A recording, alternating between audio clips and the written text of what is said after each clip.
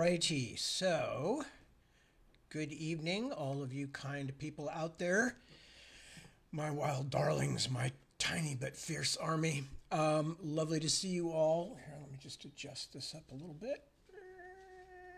I don't know, it doesn't seem to make any difference. Anyway, hello, good to see you. I am Tad. I will be here for the next hour. I will be reading. I will be, yeah, that's pretty much what I'll be doing. You know, I'd love to think of something else to do. And if something occurs to me, I will endeavor to do it. But if not, I will be reading. So there's that. I am wearing my official Max shirt today. Max, of course, was the second in command to the Blue Meanie in Yellow Submarine, which probably doesn't mean anything much to some of you out there, but it was something that I liked very much.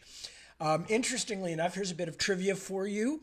The guy who designed Yellow Submarine, meaning, you know, designed all the creatures, the look, everything, the version, the animated version of the Beatles, all that, was a German artist, and he brilliant guy.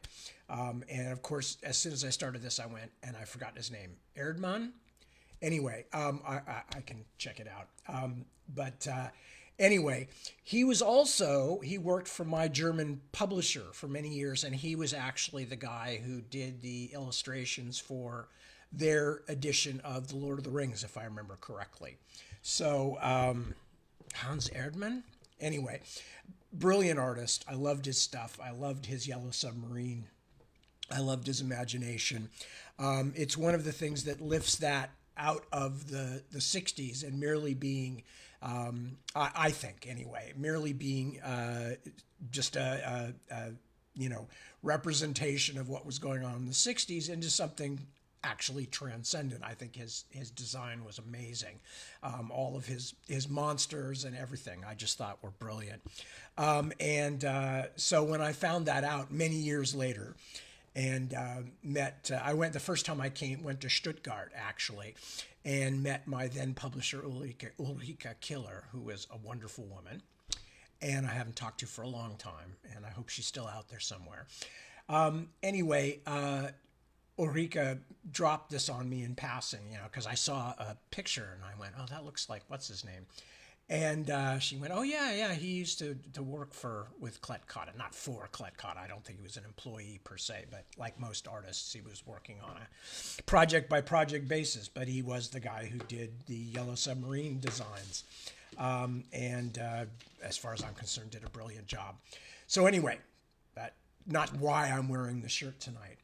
Although I am feeling a bit nostalgic because leaving out all the other frightening and disturbing events today, and all of that kind of stuff. It is also March 1st. It was my mom's birthday, or I guess still is my mom's birthday.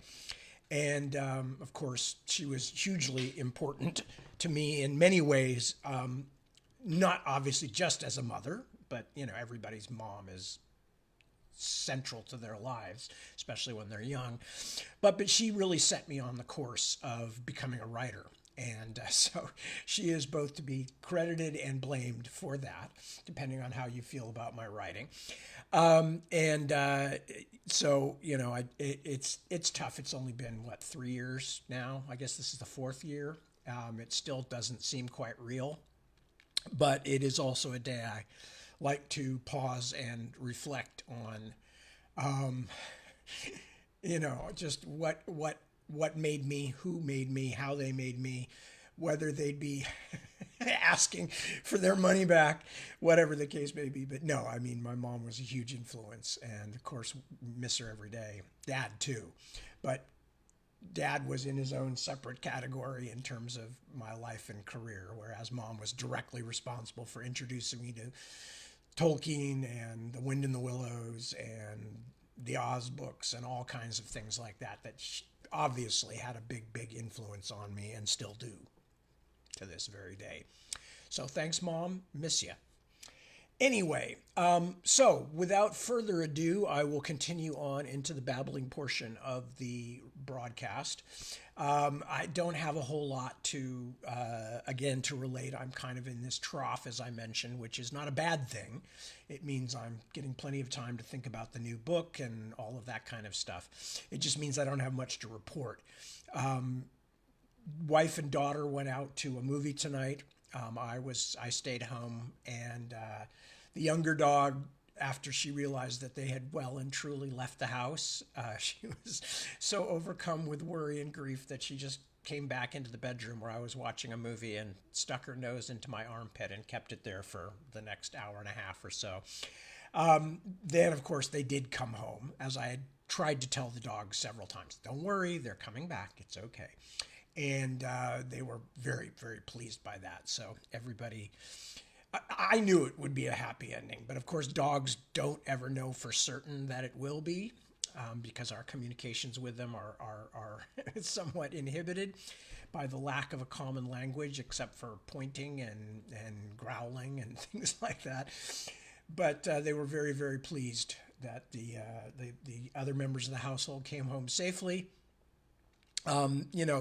They just don't know for sure. They just know sometimes we go and we don't come back for a long time. So even though I was there with them, they were still kind of concerned that this might be one of those situations. But as I said, other than the kind of the normal stuff, I don't really have a whole lot to talk about, since this is a no misery zone, or whatever you want to call it, where, I'm not talking about politics and things like that. So I wish I had more interesting stuff to tell you. We've had, just another normal week of a lot of work. Deb working, me working, the dogs doing whatever dogs do, and same for the cats. So not much to tell about, I don't think. Anyway, so all of that said, let me go check and see who has dropped in and left a message, or, left a comment or whatever, so I can say hello.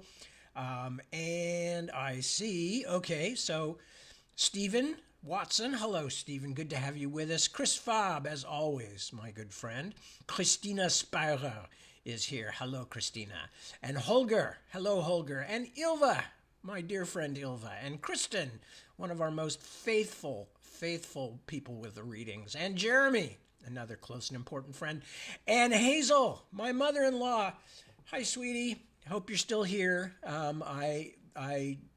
We're all fine. Deb came back. She had a good night out with Devin, our daughter, and has now crashed with dog artfully deposited up against her in my absence. So anyway, good to see you, sweetie. Give my love to everybody. Mr. Mark Craigbaum, good to see you as always, buddy. Isaac, a pleasure. Nice to have you. Always good to have you. Suzanne, same thing. Rosalba, absolutely same thing. Mark Redmond checking in from the UK. Nicole, well, I assume that he's in the UK. I could be wrong. Nicole, hello. Good to see you. I think Nicole is in Berlin. Penny Davies, hello, Penny. And Christy Sanders. So the whole gang, the whole gang here. And as I mentioned, not a lot to say, not a lot to tell. So I think I'm just going to jump into the reading. Although I have wasted the first 10 minutes roughly of the thing, so it's not like I didn't babble at all. I always find something to babble about, because babilo ergo sum, I guess. Anyway, so let us see what's going on. Oh, it'd be good to get the book up, wouldn't it? We are, of course, reading from the Sleeping Late on Judgment Day. I don't know where that came from. Sleeping Late on Judgment Day. And we are in the midst of the museum adventure, which started out conventionally enough with Bobby and Clarence, with the aid of Wendell out in the parking lot, and Halina and Oksana breaking into the Stanford Museum of the Arts, which is not exactly a real museum, although there is a Stanford Museum of the Arts, which is nothing like this one. And much more focused on modern art and things like that. But anyway, so they broke into the museum, and then things began to get stranger and stranger, and they found a hidden office behind a wall mosaic of Anaita in her Persian goddess form.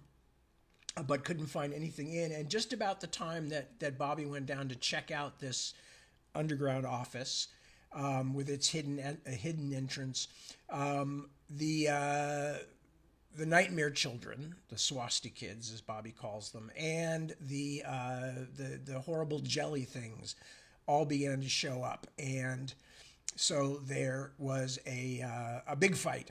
And at this point, they were just about to get overrun by these nasty creatures when Sam showed up at the last moment. And that's where I'm going to start, with Sam having just showed up, Bobby's old friend Sam, who last time we saw was really pissed off at Bobby. So that's where I'm going to start, is just back about a half a page or so when Sam finally shows up. Okay, good. So we continue with Sleeping Late on Judgment Day. I've only got one more clip of these incendiaries, Sam said, panting as he climbed back onto his feet. If I'd known you were fighting the fucking schmooze, I would have bought one of those crazy-ass drum magazines.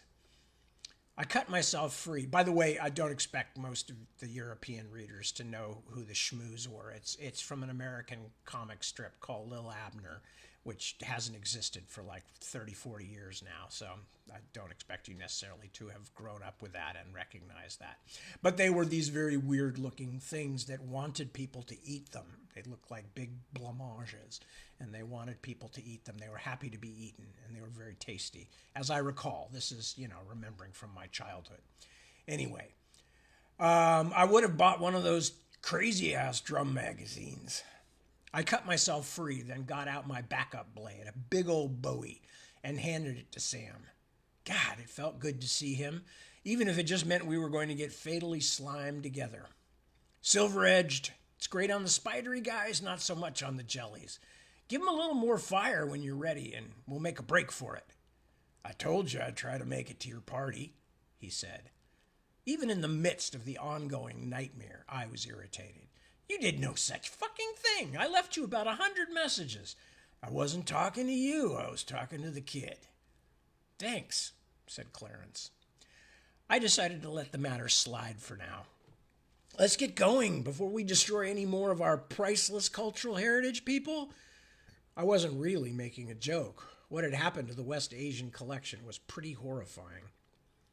Oksana was still unconscious, if not worse. I unbuckled her empty silver nitrate tank, then lifted her. She let out a moan of discomfort as I threw her over my shoulder, so at least she was still alive. Light 'em up, I shouted. We're getting out of here. Sam swung his Glock toward the thinnest part of the wall of ugliness before us. I don't know what kind of suppressor he had on it, but for something that looked like it should be mail-ordered from the Big Jim Steele catalog, it worked damn good. Even right next to him, I could hardly hear the sound of the shots, but I could see what they did, and I liked it. When they went off inside the gelatin monsters, the monster blew to bits. Some shots cut through the nearest bugbears without exploding, but then blew up others farther back. Blazing jelly was flying everywhere, and some of it landed among the remaining Nightmare Children, who scurried away in flames. I was heading us toward the nearest exits through a minefield of squirming swastika monsters and quivering jello bits trying to reform even as they smoldered. Keeping our break-in secret was now a lost cause, but I was still hoping to get out without setting off any alarms, just to improve our chances of escape. That said, there was no way I was going to fight all the way back up to the top floor. I still had bullets in my automatic. If worse came to worse, we'd blast our way out through a ground floor window. Sam's Glock began clicking on empty chambers when we were only halfway across the room. Several bugbears were following us, hunching along the floor like elephant seals or waddling on distorted legs like mutant turtles, wide and low to the ground. The remaining Nightmare Children were also massing again, this time at the far end of the hall, spread between us and the exits. I was hoping that Halina's flamethrower would be enough to get us through the whole mess, but there was still another short hallway to cross before we would reach the door, and I didn't think we'd make it past all those obstacles, even if we had enough diesel fuel to set the entire museum on fire. I was using my own gun to try to clear some space in front of us, but the silver-tipped bullets weren't very effective against so many enemies. I wished I'd thought of incendiaries like Sam had. Swastikids began to drop down on us from the ceiling.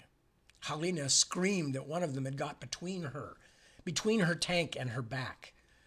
In other words, things were really looking shitty. Then, 3 human-shaped figures stepped out of the shadows of the hall beyond, right in our path, but on the far side of the bugbears and the way too many nightmare children. These newcomers had guns, big ones, military assault rifles, and they were pointing them right at us. I put Oksana down so I would have my arms free. "Drop your weapon," said the tall one, pointing that wicked barrel not at me, but at Halina. It was my neo-Nazi Norwegian friend Baldur von Uruk von Dickhead, of course, dressed in some kind of formal black commando wear, wearing a massive medallion that, with his high collar, made him look a little like a Nehru-jacketed swinger in some old movie. So all the time, the creatures Sitri had taught him to control did his dirty work. All the time the creatures Sitri had taught him to control were doing his dirty work. The bastard had been waiting to step in when things were safe. I wished I'd killed him back at his little racist storefront. "Drop it now, Robert Dollar, and do not try your disappearing trick again or I kill your girlfriend." His 2 chums, Timon and Pumbaa, were with him, done up in some kind of homemade stormtrooper drag. They looked excited enough to piss themselves, but their barrels were steady, and I didn't doubt they could take us out pretty easily. 4 or 5 more Black Sun stormtroopers stepped up from the shadows, all armed with automatic weapons. That made more than a half dozen of them altogether, and with much better guns than we had. I didn't want to risk Halina getting killed just so this cheapjack would-be Hitler could make a point. I held my Glock out carefully so he could see it, then tossed it away. "And your sword, too? All of you, throw away the weapons." I dropped my machete, then kicked it away. Sam and Clarence and Halina followed suit. I was hoping von Reinmann would forget Halina's flamethrower, admittedly a long shot, but he made her take it off. Timon carried it back out of range. Then he and Pumbaa looked it over like a couple of kids inspecting a video game they'd heard of but never seen. "Now, Mr. Dollar," said BVR, "the horn." "I told you I don't have it." "We are going to search you anyway." He nodded to Pumbaa. Instead of coming to me, the blonde one grabbed Halina and shoved her stumbling toward von Reinmann, who put the muzzle of his weapon against her head. "And do not be cute, Mr. Dollar." "You know, I just can't help it," I said, as Pumbaa returned to frisk me. "Cute is part of my nature." He made me take off my backpack and kick it over to Timon to inspect.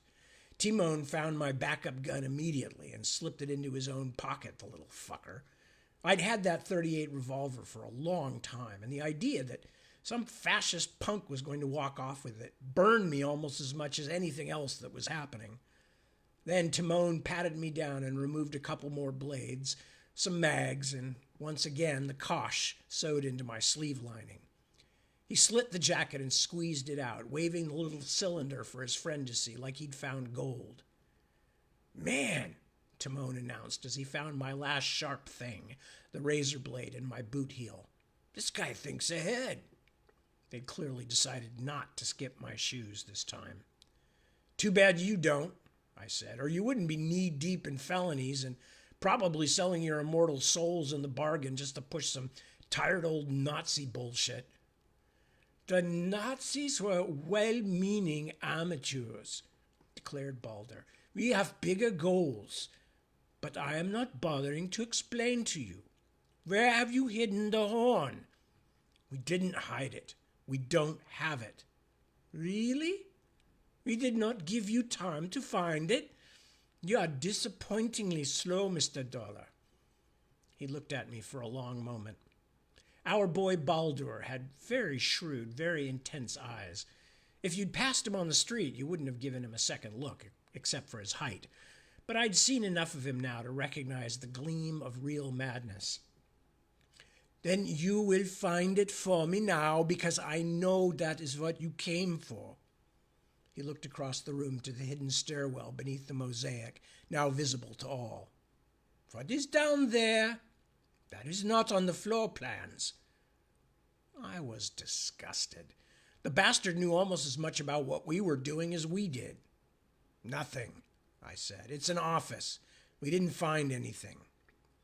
Well then, he said, you will not mind searching again, Mr. Dollar, because we are very keen, that is the word, yes, to find that particular item.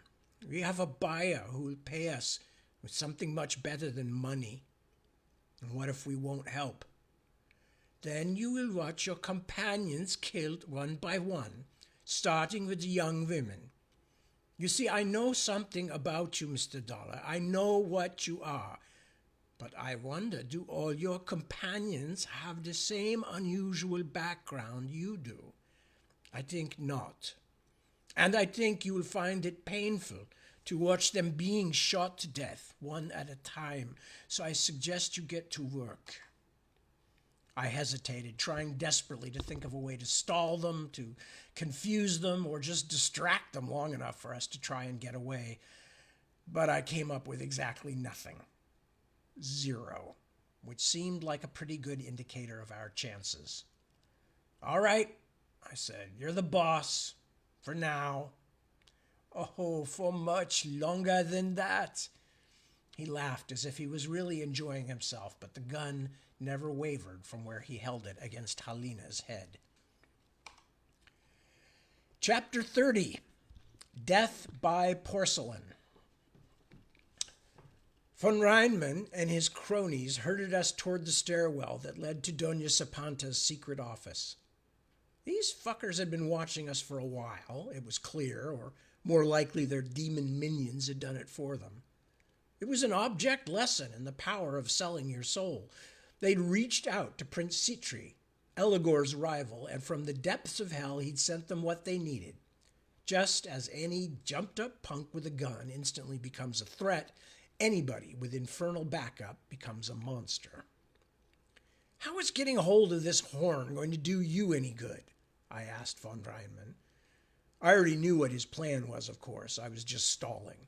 6 guys were pointing serious guns at us, but assholes love to talk about themselves. You wouldn't understand, he said. You think of only small things. Your woman, your boss, your job. I haven't thought about my job in years, von Reinmaiden. Only a dick thinks everyone else is a dick. And the small-minded always think they are the measure of all things. They cannot understand those who have bigger thoughts, larger aspirations. I let him blab, hoping he'd work himself up into a mighty "we will rule the world" froth. I was close enough to Sam now to whisper and trust to my old buddy's angel ears. Do you still have that glove thing? I asked in my quietest back-of-the-classroom voice. The one you wear to do shiny stuff? The God Glove? That was Sam's nickname for a very powerful object Anaita had given to him to help him perform his third-way job. Yeah, but I don't think it's a good idea. I'm not really interested in good or bad ideas right now, I whispered, because as soon as we're in that little room down there, it'll be a kill zone. The moment they're done with us, rat-a-tat-tat. No, I'm telling you, B, it's a really bad idea. Sam wasn't whispering anymore. I don't care. Do something. But I see you are not even listening, said von Reinmann. You think you'll distract me until you think of some plan. Go down the stairs now, Mr. Dollar, by yourself. If you're not back with the horn in 2 minutes, one of your companions will die. He chuckled. My choice. Probably one of your girls. Fuck it yourself, you Norwegian bitch, said Halina, which I didn't think helped the tenor of the conversation. We are not girls, we are fucking Scythians. Clarence reached out and grabbed her arm to try to shut her up. At their feet, Oksana was finally stirring. Von Reinmann smiled and looked at Halina, then his watch. So, if Donna is not back in 1 minute and 44 seconds, you will be the first to be shot, whore. One thing I don't think you boys from the Black Sun understand, I said, stepping in front of Sam to block their view of him. I prayed he was doing something worth blocking. You are only children with guns, but we are angels of the Lord. Von Reinmann looked at me with zero fear or concern. Apparently he'd figured that out already. So, you have bodies full of blood and organs. We have guns. We win.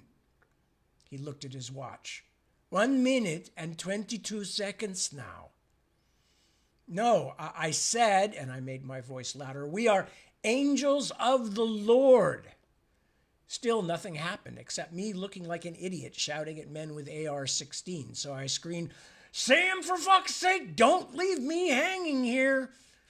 A great white light burst up and outward from where we stood, bright as a Saturn rocket lifting off, a blinding radiance that made the neo-Nazis stumble back.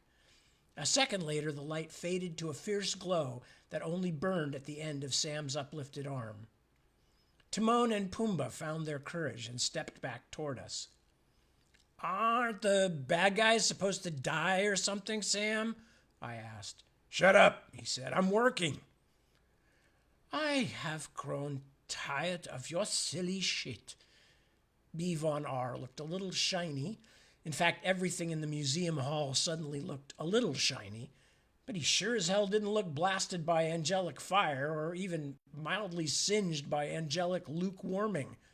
Shoot all of them, he told his men, except Donna and the red-haired girl. I didn't even have time to dive for the floor.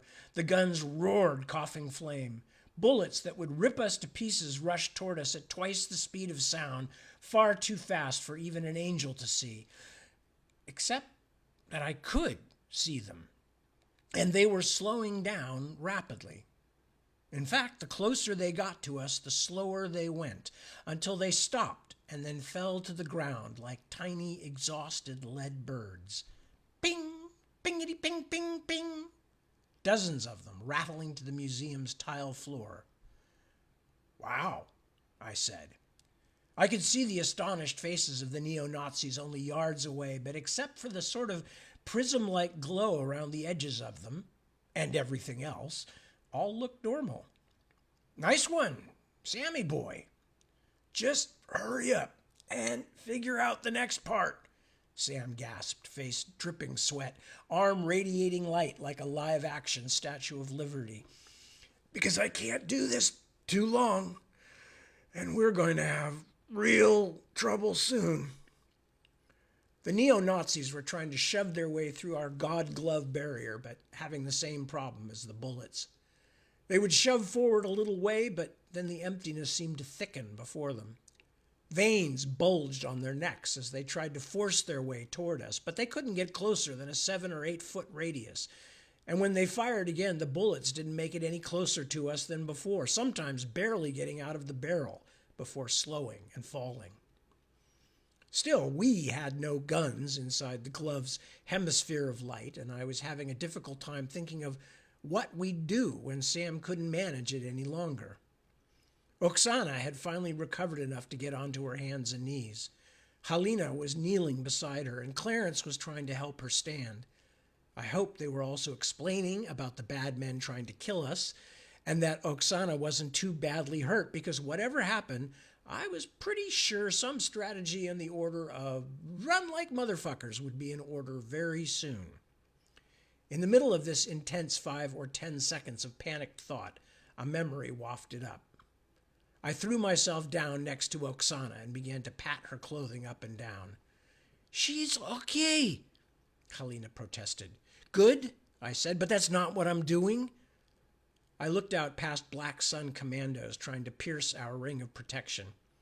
Von Reinmann had withdrawn to a display area at the top of a couple of steps, like a cat seeking out the highest place in a room, but it didn't look like a retreat.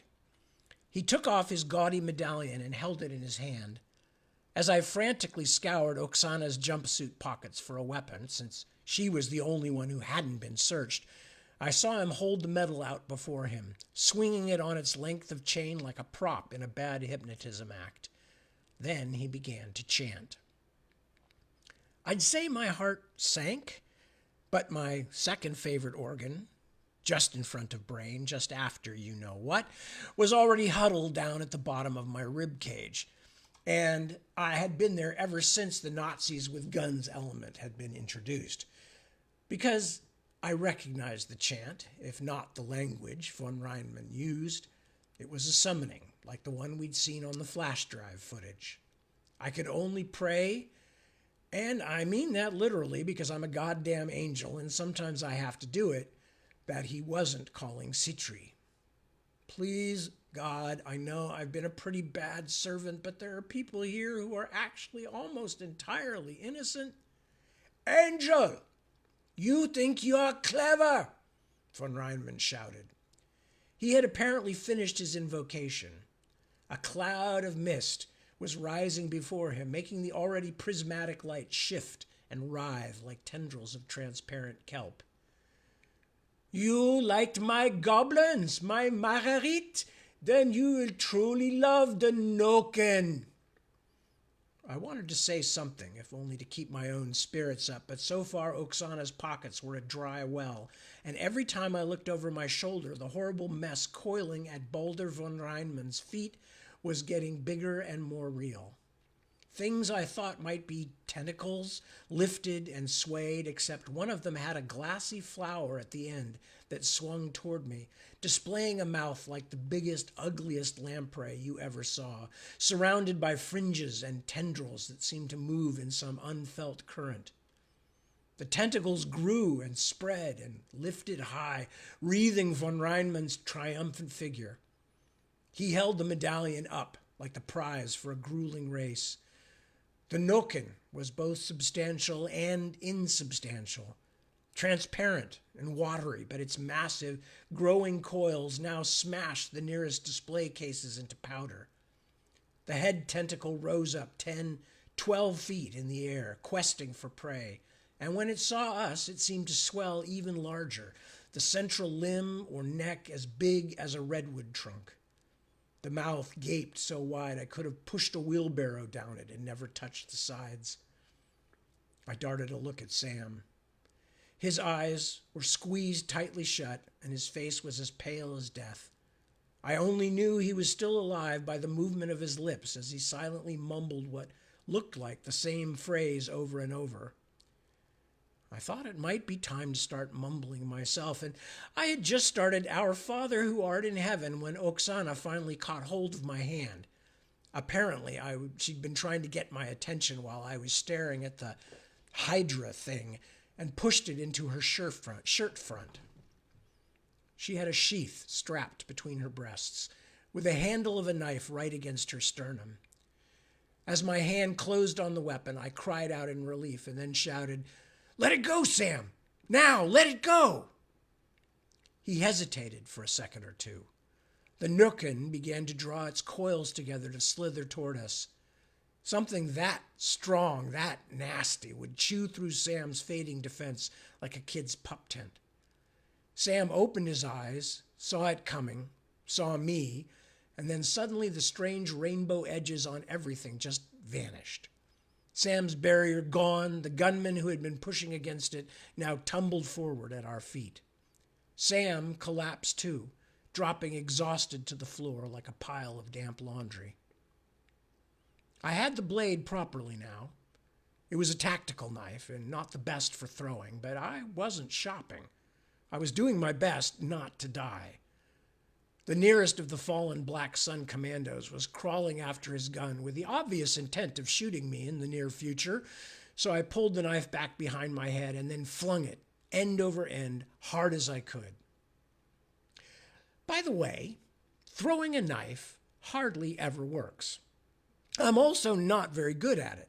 Leo, my old top kicker in the Lirai, used to tell me, Boy, I hope you always carry a big gun because you're useless with sharp stuff and you're even worse at hand-to-hand.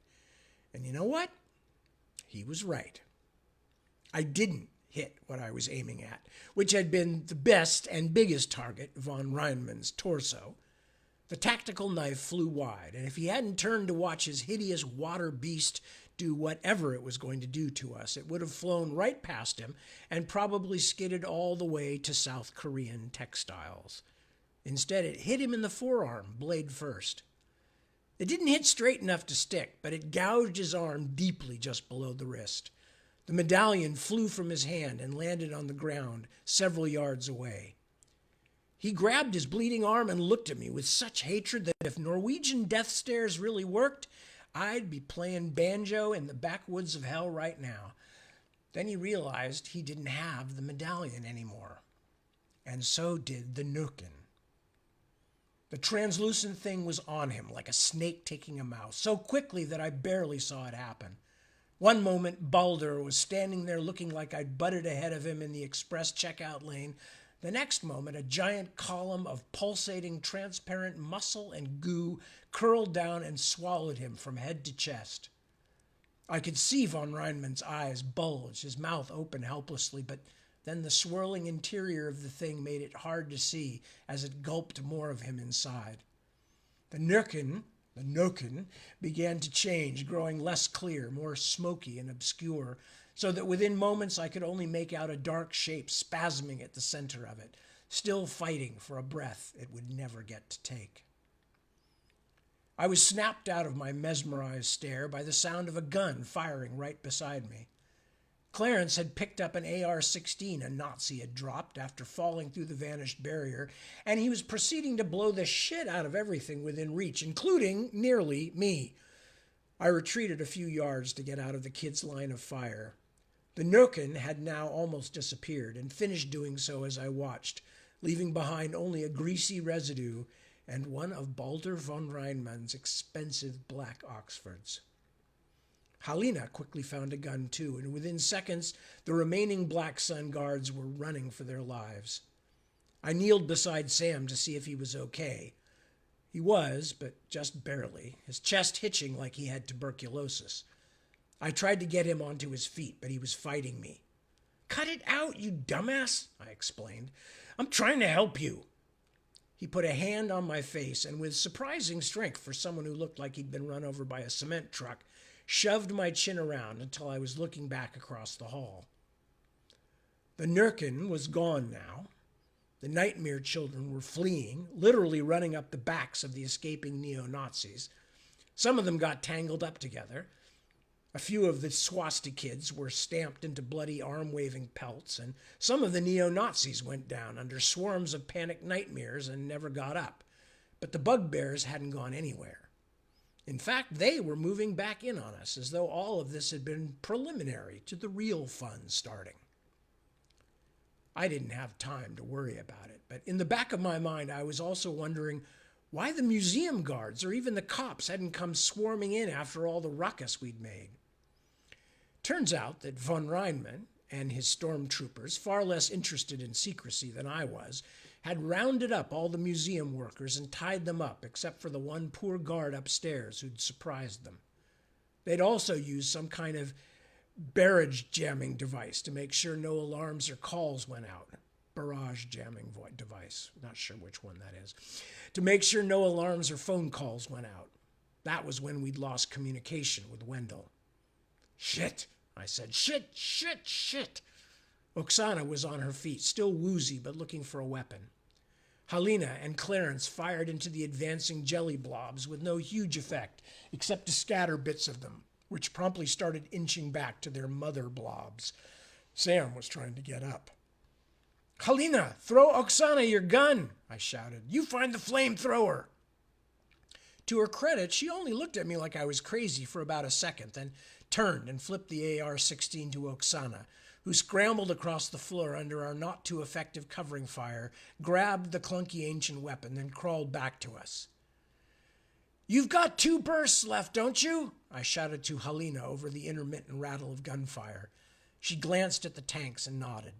She looked terrified, but not panicked, which I admired as much as I could at that moment. "Okay, everybody, try to herd those things toward the wall there." I pointed to an empty spot beside the open doorway to the hidden office, about 5 feet from where the huge mosaic of Anaita still hung high on the wall, watching the whole thing with what appeared to be divine amusement. I ran to the spot. "Push them along with the first burst when I tell you to," I yelled. "But save the second burst, Helena, save it. Now the rest of you, force them over here where I am."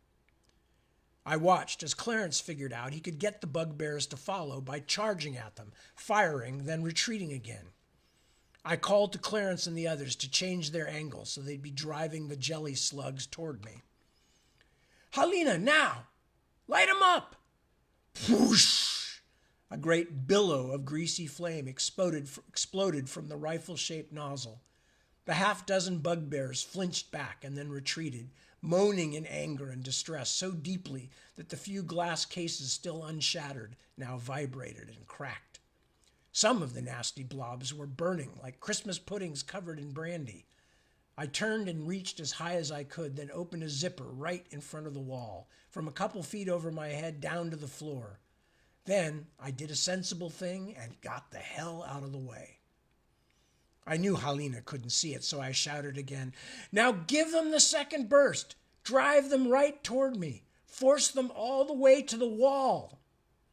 I was taking a huge risk, of course, because I had no idea whether or not anything as weird and inhuman as the bugbears could be pushed through a zipper and into a no-time zone on the other side, but it was all I could come up with.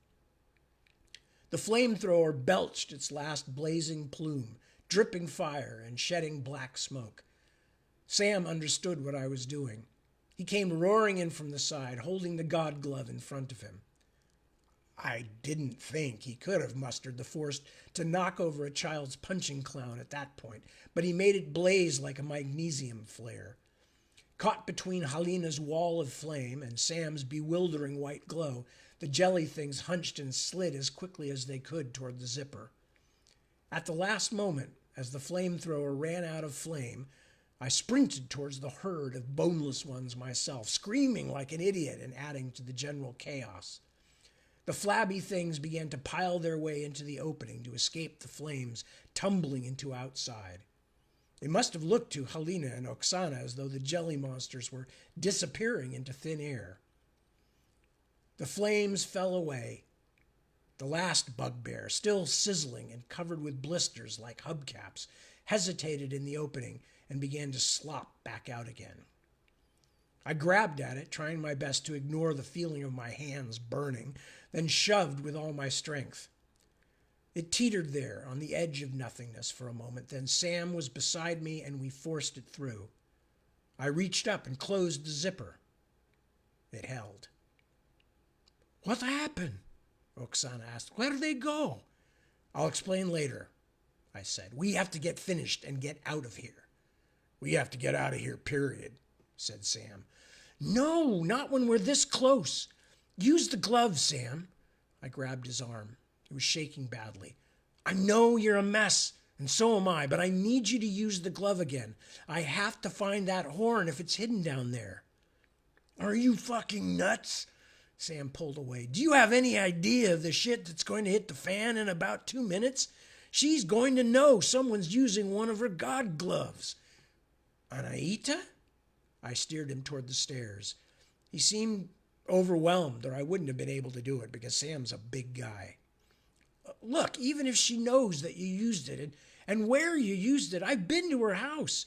She lives miles and miles away, 15 minutes from here, even if she's got a private helicopter.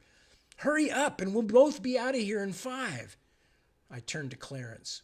"Keep Oksana and Helena here. They're both pretty banged up and Oksana can barely stand. We'll be right back." Sam was still arguing as we hit the bottom of the stairs.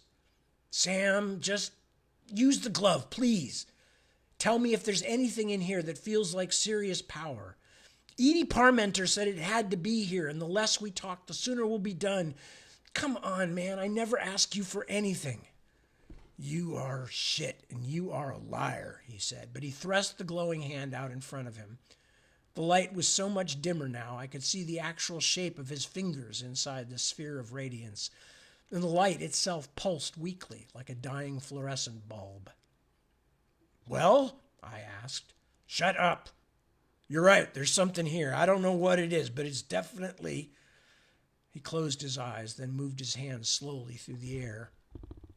I'd hardly had a chance to look at the room before, but it was a very nice office, which made it even stranger that it was completely secret and hidden. A large desk made of some dark, shiny wood dominated the space, and behind it stood a high-backed chair made of the same dark wood, amply decorated with gold. There were oriental rugs hanging on the wall, and objects of brass and silver, oil lamps, bowls, vases set on shelves in tasteful clumps. The sumptuous carpet beneath our feet was probably worth enough to pay the salaries of the entire museum security staff, including the widow of the dead guard, for 20 lifetimes. Sam swung around, letting his hand drift sideways, moving it along the walls and up toward the ceilings, sometimes toward the floor. He kept rotating until he faced a rectangular piece of stone on the wall at the opposite end of the office. White marble, carved with letters and a script I didn't recognize, something so plain and simple in design that it looked almost like modern art. He hesitated for a moment, then swung past it and continued around the room again. Then he turned back to the marble rectangle. "That," he said, "but it's not the horn." "What are you talking about?" "The horn isn't here. What else do you want me to say?" What else could Edie have felt? "She's good, Sam. How can you be sure it's not here?" "I know, because I know. The glove makes me feel things differently, like hot and cold spots or air currents, but that's not it." He shook his head. He looked 10 years older than the last time I'd seen him, when he cursed me out at the restaurant. "I think it's a door." "Door? Shit, is there an echo in here? Yes, Anahita's door to Kainos." "You mean the third way?" "Yes, the only magic-y, angel-y thing in this room is that slab on the wall, and it's a Kainos door. If you want to understand better, you wear the glove." I hadn't thought of this. "Can I?" "Oh, sure, if you don't mind your hand bursting into flame without the protection I get from being the rightful owner." His face darkened. "Rightful for now, anyway. Let's get out of here. It's a bum steer, B. The horn's not here." I didn't know what to say. After all this, after the blood and the flames and the armies of horror we'd just fought. "I don't believe it." "Try again." "Don't you get it? We don't have any time." "Sam! Bobby!" It was Clarence from upstairs. "Get up here." A second later, his voice rose in pitch. "Quick!" Shit, what now? I hurried up the stairs with Sam limping behind me. When I got there, Clarence was staring at a spot near where I'd zippered up the bugbears, and for half a second I thought they'd somehow gnawed their way back out. I should have been so lucky. What the kid was pointing at, and what Halina and Oksana were also staring at, faces pale and slack with fear, was the huge mosaic of Anahita that had covered the door to her secret office. The mosaic was sparkling. No, it was sparkling and moving. Ripples of animation made the whole thing seem to vibrate, blurring its edges. "Get out," I told Clarence. "Hurry, now." "What?" He couldn't look away from the mosaic, so I shoved him in the back hard. "Get the hell out of here now, Harrison. We need you on the outside because this shit has gone as bad as it gets." If I could have sent the Amazons away too, I would have, but they were both hobbling, Oksana quite badly, and Clarence never would have made it carrying the two of them. He opened his mouth to say something, but I shoved him again. He finally got it, although he looked like he didn't want to, and sprinted off across the Asian hall. I turned back in time to see the entire flat figure of glass and stone and porcelain tiles step off the wall in one piece and float to the ground. A moment later, 2 porcelain and gemstone lions leaped down beside it. 15 minutes by helicopter, said Sam. Right. She was 8 feet tall and made of glass and stone. Her eyes glowed like coals. Her flat, crude face smiled. Suddenly a whirlwind seemed to whip through the hall, knocking me sideways, lifting bits of glass and stone and priceless gems from the rubble scattered across the huge room. The glinting vortex whirled past me, its outside edges cutting and scratching my face, and then settled around the living mosaic. The mad wind died as quickly as it had arisen. She had a shape now. She had 3 dimensions, and she glowed from within as if constructed from the most beautiful stained glass windows you ever saw. She was still 8 feet tall, though, and the lions weren't much smaller. Their gem-encrusted tails lashed. "Well," Anaita said in a voice like molten silver, "Deloriel, we meet again." "Oh, come on," I muttered. This is some kind of bad cosmic joke, right? I mean, after everything we'd been through, we could barely stand, let alone fight a living goddess. This sucked worse than suction itself. "Perhaps the universe does indeed have a sense of humor, little troublemaker," said the Queen of Rotten Angels. Her lions moved toward us, making click, click, click noises as their sparkling stony claws met the floor. "But I'm afraid this is a joke only I will enjoy." Have time to start this next chapter. Chapter 31, Ragtag. "Why?" I asked, although I didn't really expect Anaita to tell me. As usual, I was simply trying to find time for my brain to function. It takes a while to get into gear when you've just barely escaped death by jelly monster and then find out you're about to be eaten instead by large cats made of broken glass. I mean, seriously, who else has shit like this happen to them? "Why?" I said again. "What have I ever done to you?" She looked more human now as the glass and stone and bits of enamel tile began to blend together into something more like the woman I had met in her fortress home. But she was still so clearly far, far beyond me that I couldn't even imagine a way to fight back. She'd just traveled a minimum of several miles in a few seconds by projecting herself into her own goddess sculpture, complete with matching glass shard lions. No wonder she'd been able to send Smiler all the way to hell after me. Anaita must have been burning through reserves of energy like a collapsing sun, but how long could she keep that up without someone in heaven noticing? Long enough to take care of a small irritation like Bobby Dollar, apparently. She loomed above me, shining like a fever dream, and she was terrifying. "Why?" Her voice somehow both thundered in my ears and dripped with sweetness. I could hear the childlike tones she favored in heaven and her deep goddess voice at the same time, as if they spoke in perfectly measured harmony. "That is what your kind always wonders. I have my reasons, but they are not for such as you." She looked very calm, a half smile tilting one side of her mouth, the Mona Lisa of divine vengeance. "Be assured, though, you have earned what is coming many times over." "And what's coming to you?" Sam said, stepping forward. "What have you earned, Anaita? Or should I call you Kephas?" Well, my buddy had finally accepted the truth just when we were both going to be dissolved into random atoms. That was something, I guess. "You need call me nothing. You are no longer useful." She sounded grave, not triumphant, as though she really would rather have solved the whole thing with a civilized discussion over tea and little sandwiches. I couldn't help wondering, after so many thousands of years of identities taken up and discarded, goddess and angel and the highest alone knew what else, whether a true Anaita even existed anymore. What happened when an immortal forgot what she'd been? Was that madness? She raised her hand, and the glass cat snarled, a sound like someone cutting stone with an angle grinder.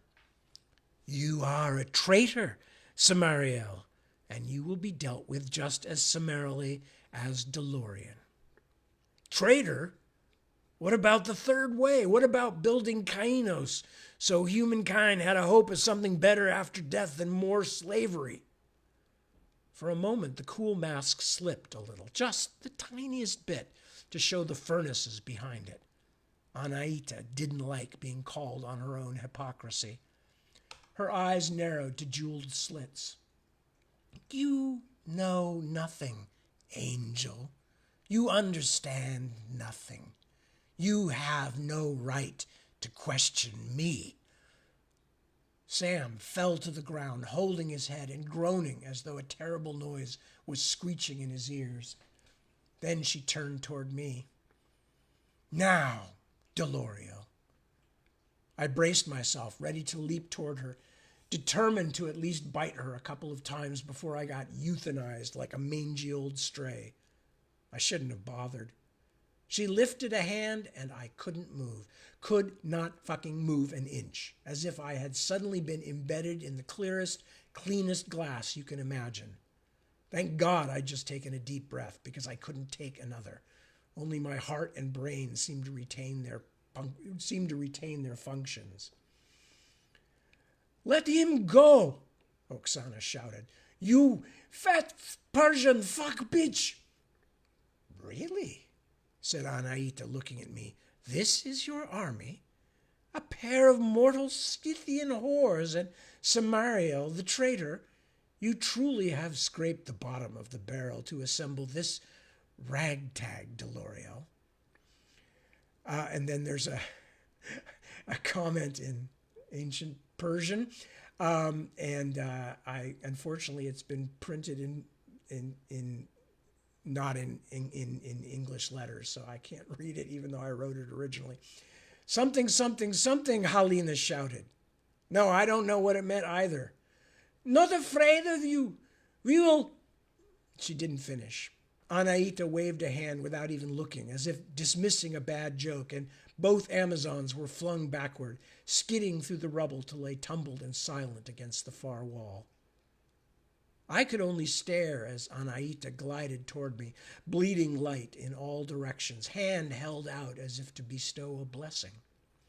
She was beautiful, inhuman, and so far out of my league that I had been an idiot ever thinking I might have a chance. Instead, the blue fairy was simply going to take back Pinocchio's misspent marionette life. Kaz, I'm sorry, was all I'd had time to think. Her hand touched my forehead, and I burned. A cascade of electrical fire from my skull down through my spine, all the way to the ground like a bolt of lightning. My muscles all pulled wire tight in an instant. I could feel them trying to tear loose from the tendons. It was as bad as anything that ever happened to me in Eligor's torture factory. I wriggled helplessly, like a live fish tossed onto hot coals. But I didn't die. And that's where we're going to stop, because there's still more to this chapter. It's a long one. There's still more to this chapter, and we will get to it at 7 p.m. when I read some more. Sorry with the bit of with the Persian. It has ekbatana in the word somewhere, in the sentence somewhere, which I know is one of the capitals of ancient Persia. Ekbatana, Susa, Persepolis, and I've forgotten the other one. Yeah, anyway. But I can't remember now what it said before it was translated into whatever kind of orthography that is. Anyway, babbling. Nobody cares about orthography, Tad. Nobody. Anyway, so with that, I will say thank you for joining me. It is always a pleasure to spend time with you. And I hope you will take good care of yourselves and everybody around you that is important to you, and keep an eye out for others as well. who might need a little help of some kind, whatever it might be. Smile, a couple of bucks, a listening ear, whatever the case may be. I will be back at 7 p.m. Until then, I wish you all the very best. I hope you stay well in this dangerous world that we live in. And I hope to spend time with you again very soon. If not at 7 o'clock, then next week, when, as far as I know, I will be returning and reading some more. So again, thank you. Good night. Peace. And see you soon.